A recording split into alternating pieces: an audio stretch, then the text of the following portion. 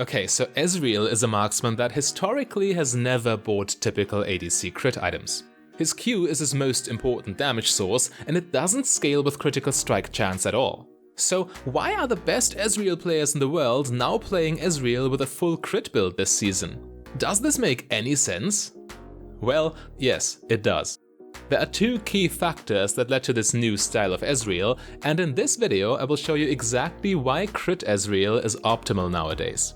I will first give you the new rune and item builds that have been shaking up Challenger solo queue, but then we will also analyze how the pro player and multi-season Challenger Rahel uses this build in his ranked games.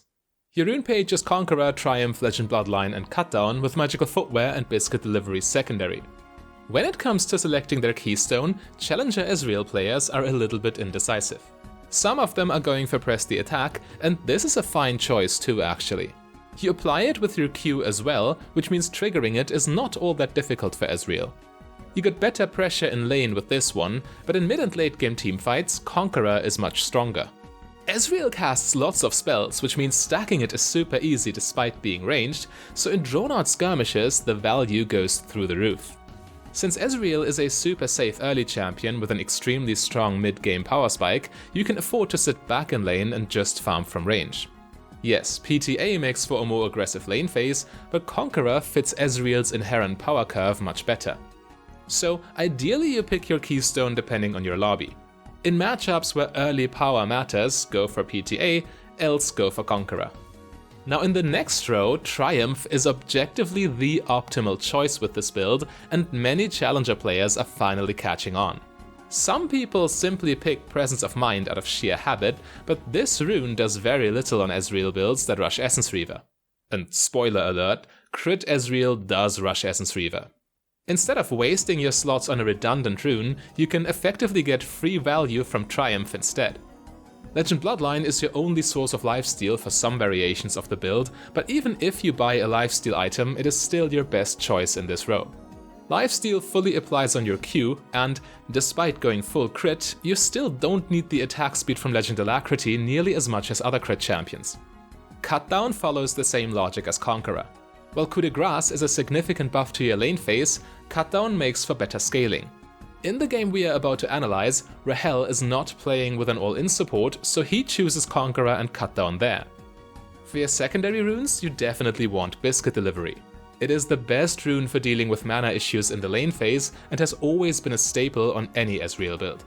Biscuits are really all you need to support your Q spam in lane, and after lane, Essence Reaver's mana regeneration takes over. The next best AD carry rune on the inspiration path is Magical Footwear, since Marksman scales so hard with items. Saving 300 gold on boots does accelerate your build, and Ezreal can always afford to not buy boots early due to his E-spell. By the way, keep in mind that if you want to have educational league content like this in your personal feed, all you need to do is click the subscribe button. Now for your items, you always rush Essence Reaver. Reaver has always been good on Ezreal despite being a crit item.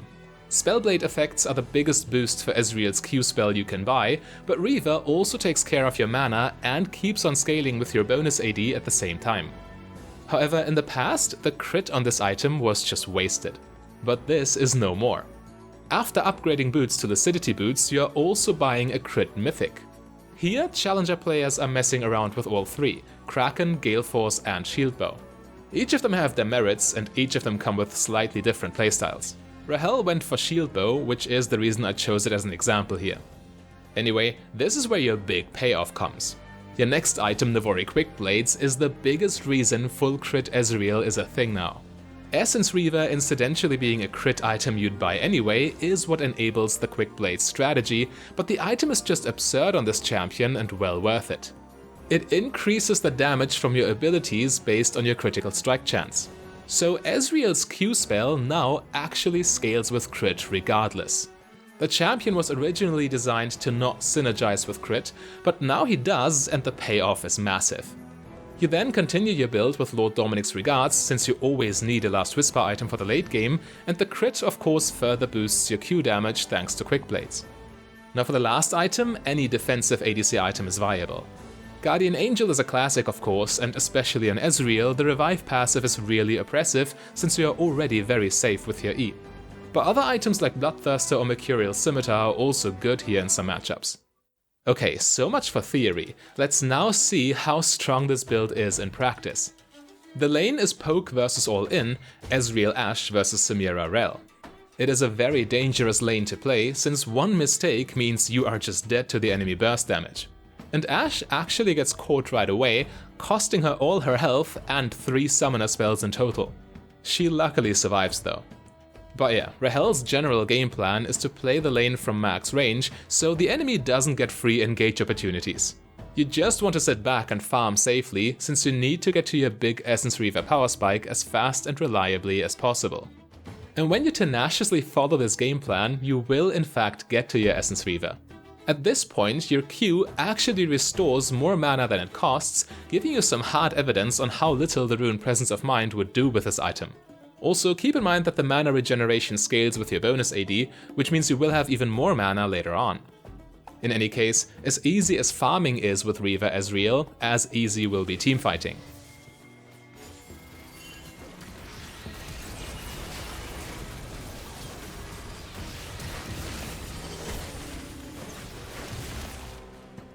Literally all you need to do is stay in the backline and spam Q and auto attack. Should anything go wrong, you can instantly Arcane Shift away, so you will be fine. But let's just skip the rest of lane phase here, since the strategy is really that simple and there is not much more to it. And as you can see, Wukong has been camping bot lane so they can be a counterbalance to the hyper-fed enemy Fiora top lane. Jax is a little bit on an inting spree here. Now entering the mid game, the solo lane difference really starts to show. The enemy has pressure all over the map, claiming multiple objectives in the process. But fortunately for us, this makes for a perfect setting to show off the new Ezreal build and its full carry potential. However, right now, crit Ezreal should be quite weak, right? I mean, Rahel is currently buying his crit mythic, while the payoff from Quick Blades is not yet there. But what ADC mains tend to forget is that Ezreal still has a solid attack range of 550 and an attack speed steroid on his passive. So even without Quick Blades, crit is stronger on him than many people would expect.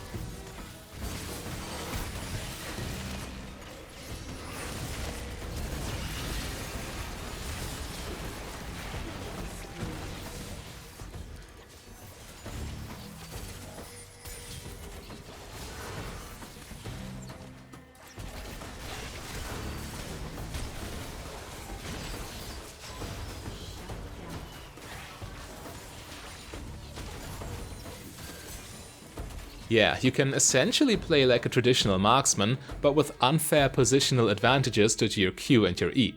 It doesn't matter how fed your enemies are if you can just Arcane Shift away whenever they try to get a hold of you. But in the past, Ezreal paid a steep price for his range and mobility. With the bruiser items of Trinity Force, Mirror Mana, etc., his damage couldn't scale nearly as hard as that of traditional crit AD carries. Also, you couldn't really fight in minion waves or against tanks, since you're almost useless if other enemy units could body block your Qs and protect key targets from you. However, by going crit, you are as a matter of fact less Q reliant, since your unblockable auto attacks hit much harder than ever before.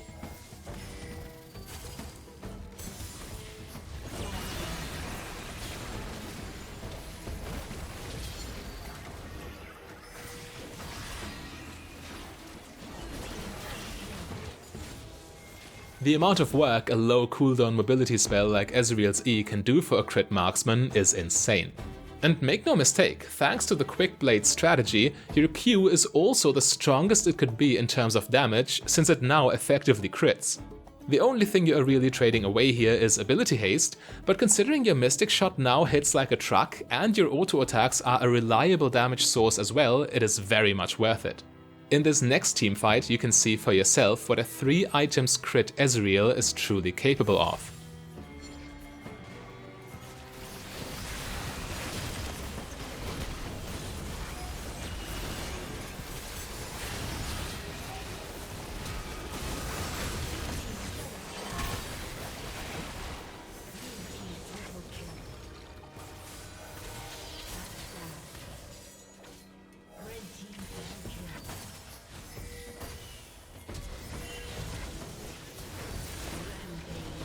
Your damage is comparable to that of a regular full crit marksman with Infinity Edge, but Ezreal also got huge range and oppressive mobility on top.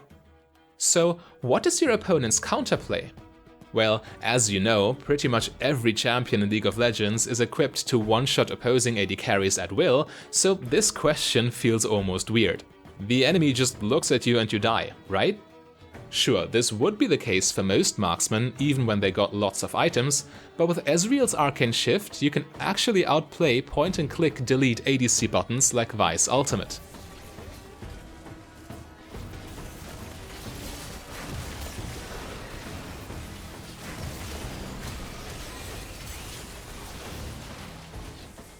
You have tons of damage with this new build, but due to the nature of Ezreal's kit, you can also consistently deal your damage without getting deleted all the time. And at this point, Rahel is just snowballing out of control. Not only does he acquire Infernal Soul, but also his full item build for maximum damage. Especially with Shield Bow in the mix, Ezreal can effectively do whatever he wants, and the enemy has no chance anymore. With Crit Ezreal, you got godlike late-game scaling while still reaping all the benefits of playing an AD carry with mobility, making it perfect for solo queue.